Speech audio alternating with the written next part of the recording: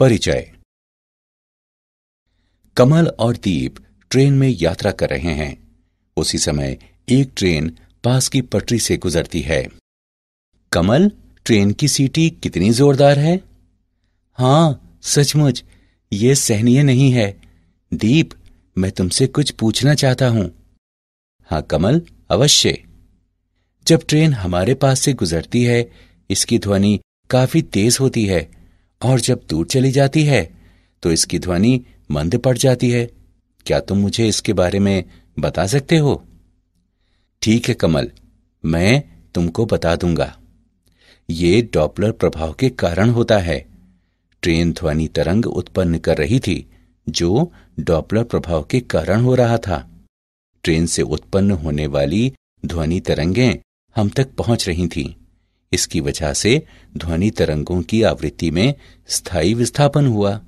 जब ट्रेन नजदीक आई तो ध्वनि तरंग प्रबल हो गई और जब वो दूर गई तो ध्वनि तरंग मंद पड़ गई। ये काफी रोचक है। मैं इसके बारे में बहुत कुछ जानना चाहता हूं। विद्यार्थियों, आज हम तरंग प्रकाशिकी के बारे में अध्ययन करेंगे।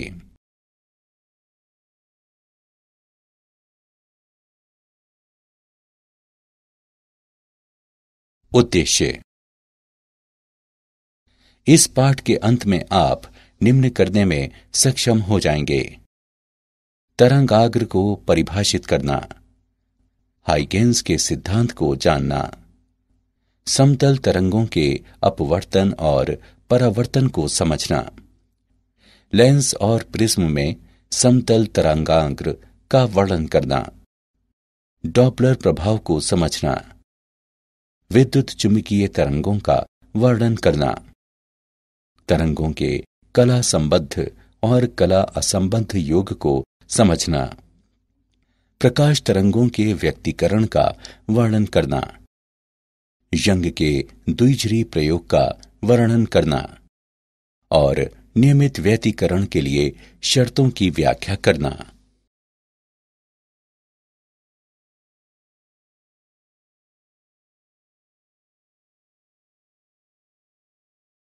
तरंगाग्र। तरंगाग्र को किसी दिए हुए क्षण में समान कला में कंपनकारी माध्यम के सभी कणों के बिंदु पथ के रूप में परिभाषित किया जाता है। तरंगाग्र के अभिलंबवत रेखा को किरण कहते हैं। समान तरंगाग्र पर स्थित किन्हीं दो बिंदुओं के बीच कला का अंतर शून्य होता है। तरंगाग्र का आकार विक्षोभ के स्रोत के आकार पर निर्भर करता है। एक शीर्ष से अगले शीर्ष की दूरी तरंग दैर्घ्य लैम्ब्डा के बराबर होती है। दो क्रमागत तरंगाग्र पर समान कला में किन्हीं दो बिंदुओं पर कला का अंतर 2 पाई होता है।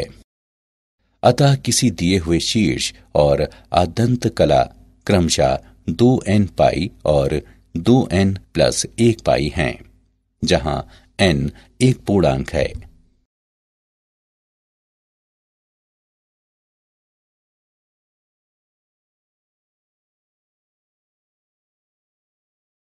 तरंगाग्र के प्रकार। विभिन्न प्रकार के तरंगाग्र होते हैं जो निम्न हैं। गोलाकार तरंगाग्र। किसी बिंदु स्रोत से विकीर्ण प्रकाश तरंग के तरंगाग्र को स्रोत के संकेंद्री गोलाकार सतह द्वारा प्रदर्शित किया जा सकता है।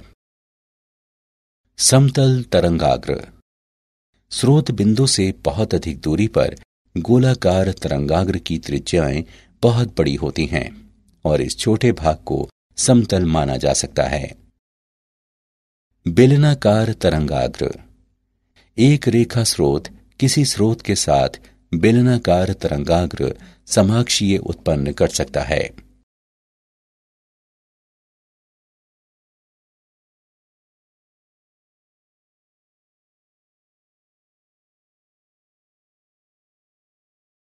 हाइगेंस का सिद्धांत।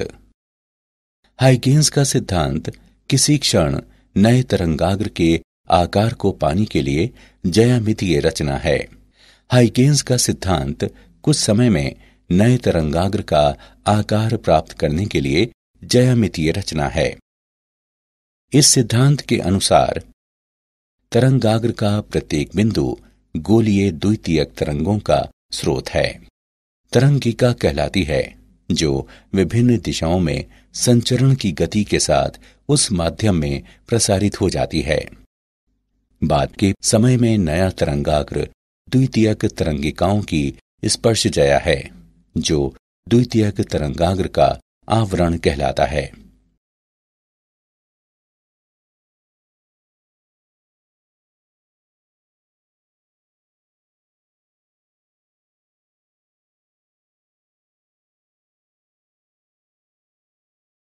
समतल सतह पर तरंगों के परिवर्तन का नियम।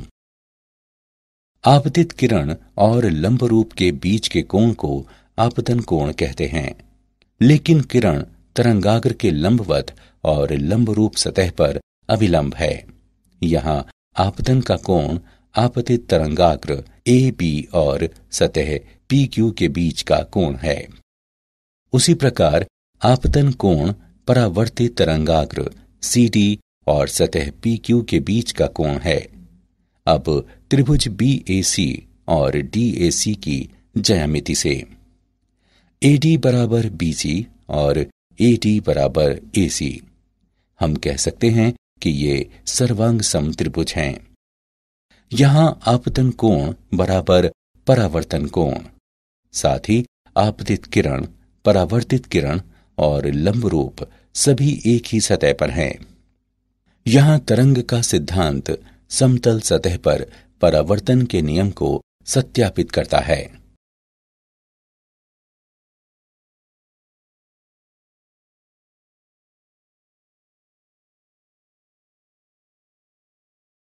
समतल तरंगों का अपवर्तन।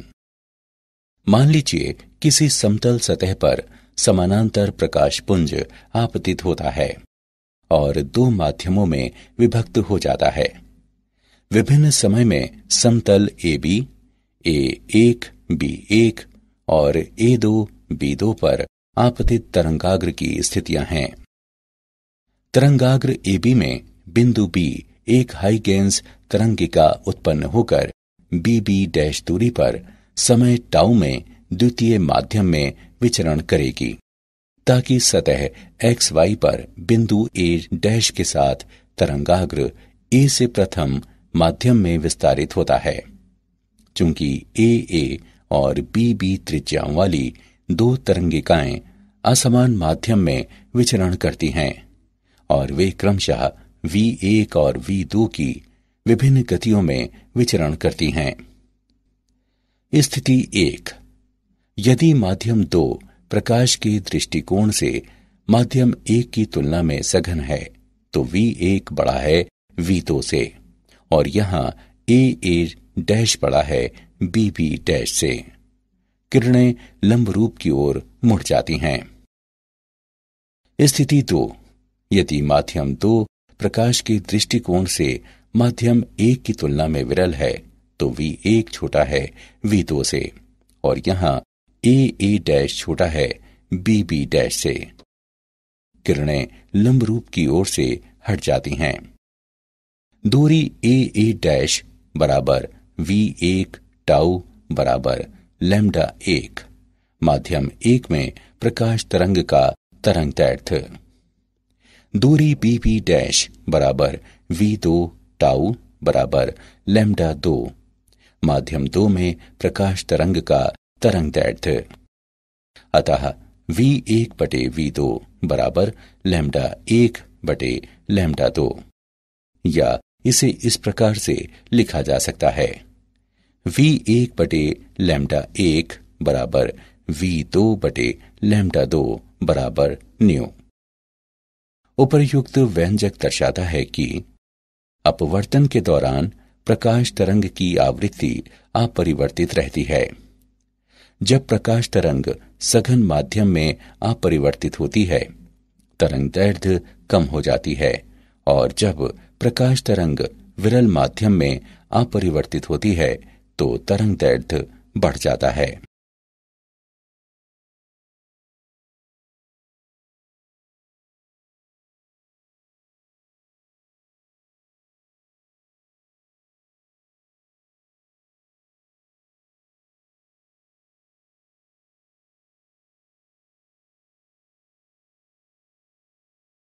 लेंसों में समतल तरंगाग्र।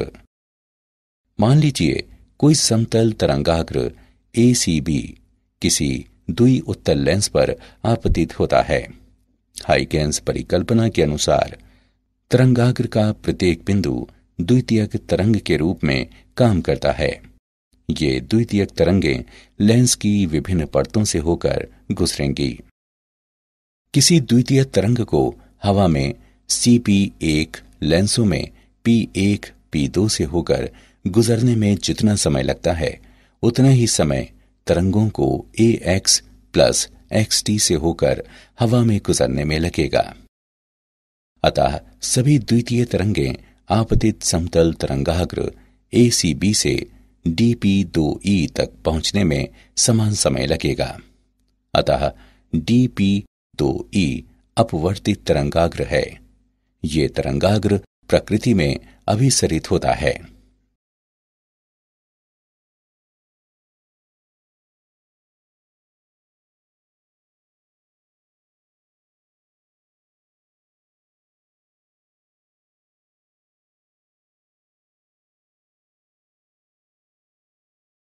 प्रिज्म में समतल तरंगाग्र। मान लीजिए एक समतल तरंगाग्र BD प्रिज्म पर आपतित होता है। हाइगेंस की परिकल्पना के अनुसार तरंगाग्र का प्रत्येक बिंदु द्वितीयक तरंगों के समान काम करता है। ये द्वितीयक तरंगें विभिन्न प्रिज्म की विभिन्न परतों से होकर गुजरेंगी। किसी द्वितीयक तरंग को BC दूरी से प्रिज्म के पदार्थ से होकर गुजरने में जितना समय लगता है उतना ही समय द्वितीयक तरंगों को हवा में दूरी DA प्लस AE तय करने में लगेगा। हवा में तय की गई दूरी स्पष्ट रूप से प्रिज्म में तय की गई दूरी से अधिक है। इसका कारण यह है कि प्रिज्म के पदार्थ में द्वितीयक तरंग का वेग हवा की तुलना में कम है। सभी द्वितीयक तरंगें BD से निकलती हैं और उसी समय हमें CE पर पहुंच जाती हैं। अतः CE निर्गत तरंगाग्र है।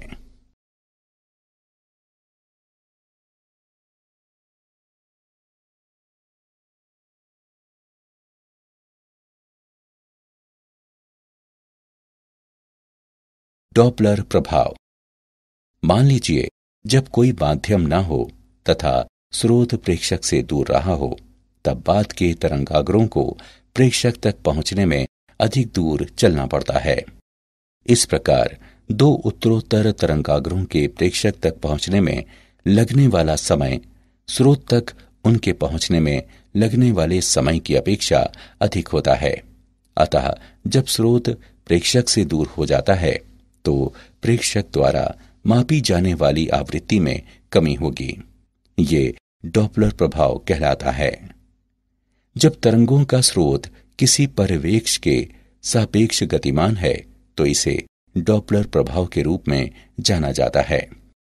डॉपलर प्रभाव का वर्णन तरंगों के गतिमान स्रोत के रूप में किया जाता है जहां प्रेक्षक के लिए आवर्त में दृश्य विस्थान होता है।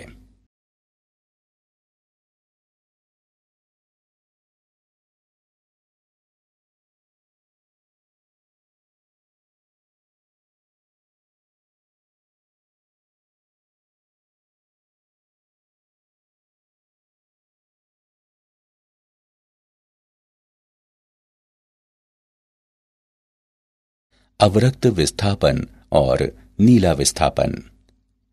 अवरक्त विस्थापन डॉपलर प्रभाव के कारण तरंग दैर्ध्य में वृद्धि अवरक्त विस्थापन जानी जाती है, क्योंकि वर्णक्रम के दृश्य क्षेत्र के मध्य में तरंगाग्र वर्णक्रम के अवरक्त छोर की ओर गमन करता है।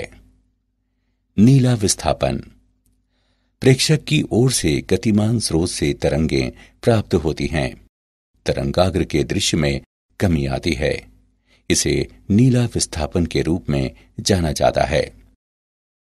डॉपलर विस्थापन को डेल्टा न्यू बटा न्यू बराबर घटाव V सदिश बटा C द्वारा दर्शाया जा सकता है, जहां V सदिश स्रोत और पर्यवेक्षक को जोड़ने वाली रेखा के साथ वेग है।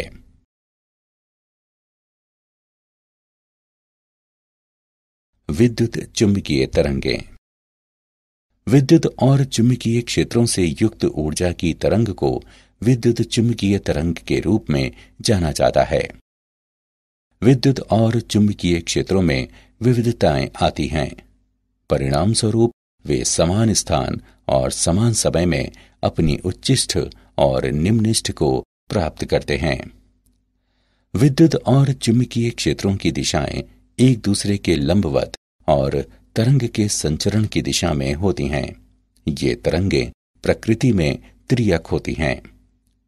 तरंगों का कम वेग पूर्ण रूप से माध्यम के विद्युतीय और चुंबकीय गुणों पर निर्भर करता है जिसमें वे विचरण करते हैं। तरंगों का अध्यारोपण। तरंगों का अध्यारोपण व्यक्त करता है कि जब दो या दो से अधिक तरंगें समान माध्यम में समान समय में एक दूसरे को अध्यारोपित कर भ्रमण करती हैं तो इस तरंग के किसी भी क्षण के विस्थापन का परिणाम किसी भी क्षण व्यक्तिगत विस्थापन के सदिश योग के बराबर होता है। मान लिया जाए कि सदिश y1, y2, y3 और इत्यादि में किसी भी क्षण अलग से सक्रिय व्यक्तिगत तरंगों के कारण सदिश विस्थापन होता है तो अध्यारोपण के सिद्धांत के अनुसार उस क्षण परिणामी तरंग का विस्थापन होगा। सदिश y1 plus y2 plus y3 plus इत्यादि।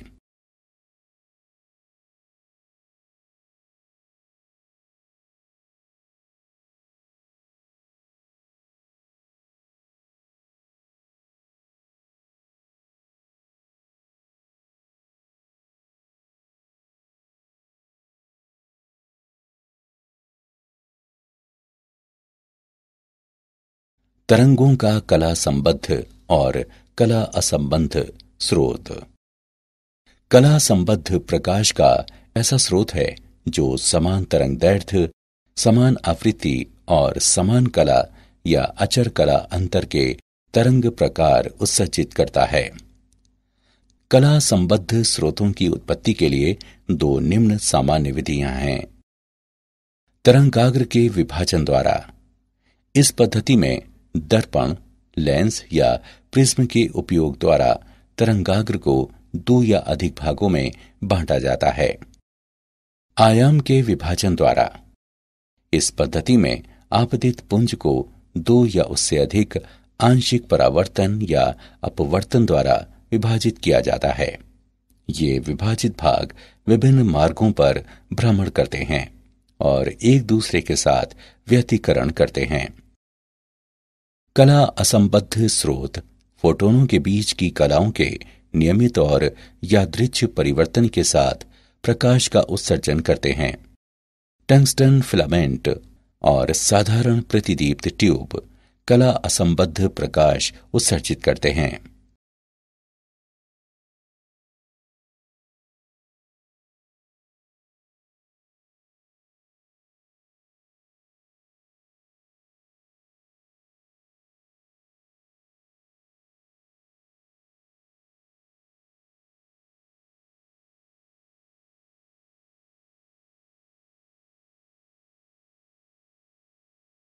प्रकाश तरंगों का व्यतिकरण। प्रकाश का व्यतिकरण दो कला संबद्ध स्रोतों से आने वाली प्रकाश तरंगों के अध्यारोपण के कारण उत्पन्न माध्यम में प्रकाश ऊर्जा के पुनर्वितरण की परिघटना है। व्यतिकरण के दो प्रकार होते हैं, रचनात्मक व्यतिकरण और विनाशक व्यतिकरण। किसी बिंदु पर व्यतिकरण रचनात्मक होता है जहां प्रकाश की तीव्रता का परिणाम महत्तम होता है और जहां प्रकाश की तीव्रता का परिणाम न्यूनतम होता है उस बिंदु पर व्यतिकरण विनाशक होता है।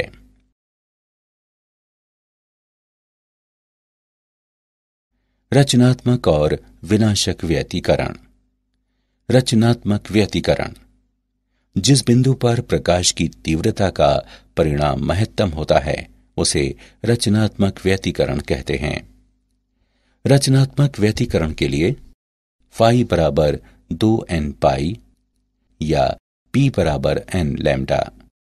जहां n बराबर 0, 1, 2, 3 आदि हैं।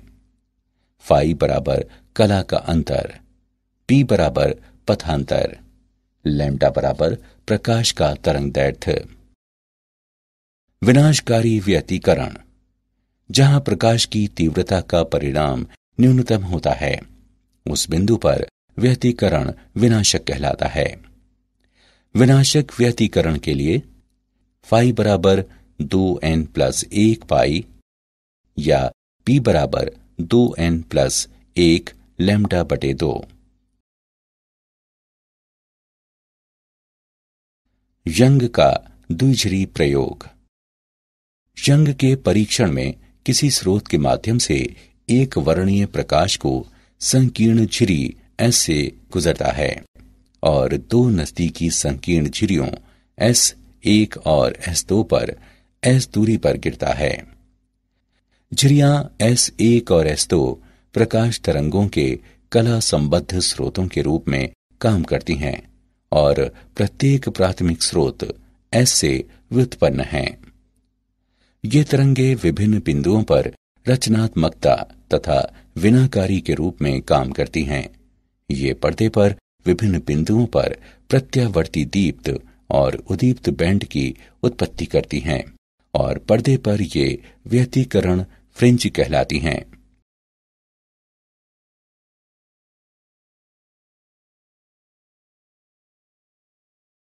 यंग की द्विझिरी प्रयोग में गणितीय विश्लेषण।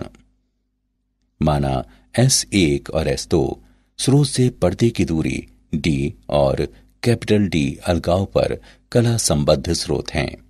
तब P पर तरंगों के बीच पथांतर y n और d के गुणनफल d से विभाजित के बराबर है। उच्चिष्ठ डेल्टा बराबर n लैम्डा। nवां उच्चिष्ठ दिया हुआ है nd लैम्डा बटे d। nवां निम्निष्ठ दिया हुआ है n-1/2 d लैम्डा बटे d। फ्रिंज चौड़ाई। फ्रिंज चौड़ाई को दो क्रमागत उच्चिष्ठ और निम्निष्ठ के बीच के अंतर के रूप में परिभाषित किया जा सकता है। बीटा बराबर yn+1 माइनस yn, जो कैपिटल D लैम्डा बटे d के बराबर है। कोणीय फ्रिंज चौड़ाई दिया हुआ है बीटा बटे d, ये लैम्डा बटे d के बराबर है। श्वेत प्रकाश का उपयोग। जब किसी झिरी को प्रकाशवान करने के लिए श्वेत प्रकाश का इस्तेमाल किया जाता है तो हम केंद्रीय श्वेत फ्रिंज के एक व्यतिकरण पैटर्न को प्राप्त करते हैं, जिसके दोनों तरफ एक समान रंगीन फ्रिंज और फिर समरूप प्रकाश प्राप्त करते हैं।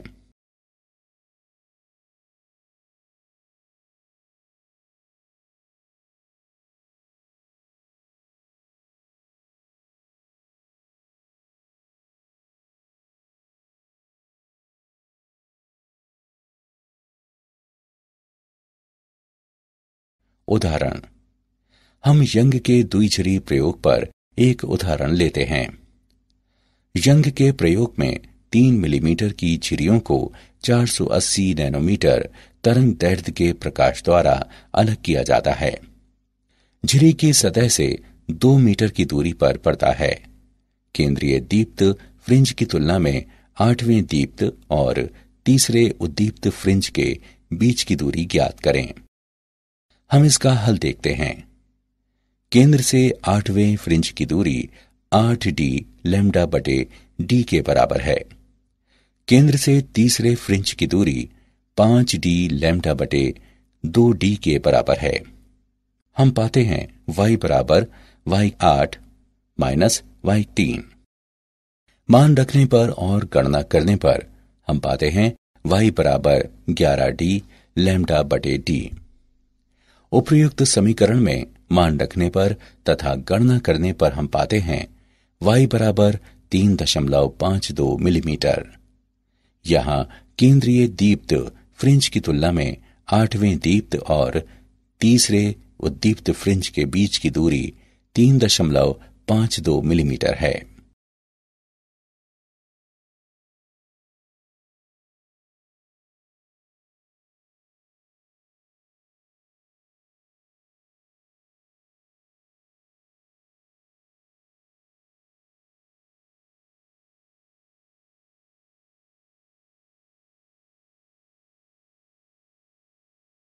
निरंतर व्यतिकरण के लिए शर्तें। लगातार और स्थायी रूप से व्यतिकरण प्राप्त करने के लिए निम्नलिखित आवश्यक शर्तें हैं। प्रकाश का एक वर्णीय होना चाहिए। यदि ऐसा नहीं है तो फ्रिंज के रंग अतिव्याप्त हो जाएंगे। दो स्रोतों के बीच उत्पन्न व्यतिकरण का कला संबद्ध होना आवश्यक है।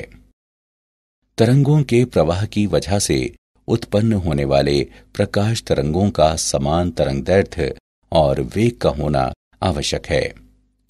दो व्यतिकरण तरंग प्रवाहों का समान समतल पर ध्रुवण होना आवश्यक है। व्यतिकरण फ्रिंज का अच्छी तरह से अवलोकन करें। यह आवश्यक है कि फ्रिंज की पर्याप्त चौड़ाई हो।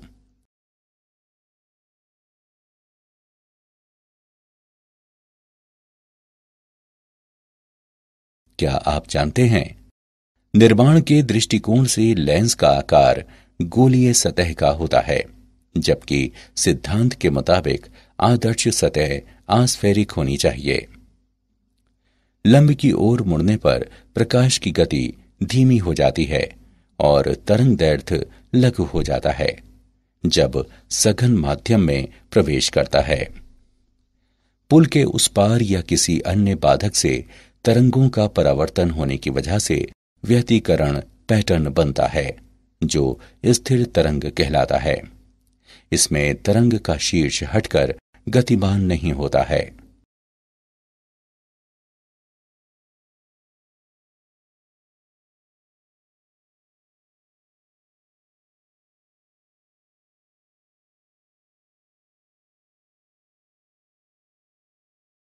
सारांश। आइए हमने जो कुछ सीखा है उसे संक्षेप में दोहराएं। तरंगाग्र को किसी दिए हुए क्षण में समान कला में कंपनकारी माध्यम के सभी कणों के बिंदु पथ के रूप में परिभाषित किया जाता है। तरंगाग्र का प्रत्येक बिंदु गोलीय द्वितीयक तरंगों का स्रोत है। वो तरंगिका कहलाती है। जब तरंगों का स्रोत किसी परिवेक्ष के सापेक्ष गतिमान है तो इसे डॉपलर प्रभाव के रूप में परिभाषित किया जाता है, जहां प्रेक्षक के लिए आवर्त में दृश्य विस्थान होता है। प्रेक्षक की ओर से गतिमान स्रोत से तरंगें प्राप्त होती हैं। तरंगाग्र के दृश्य में कमी आती है। इसे नीला विस्थापन के रूप में जाना जाता है।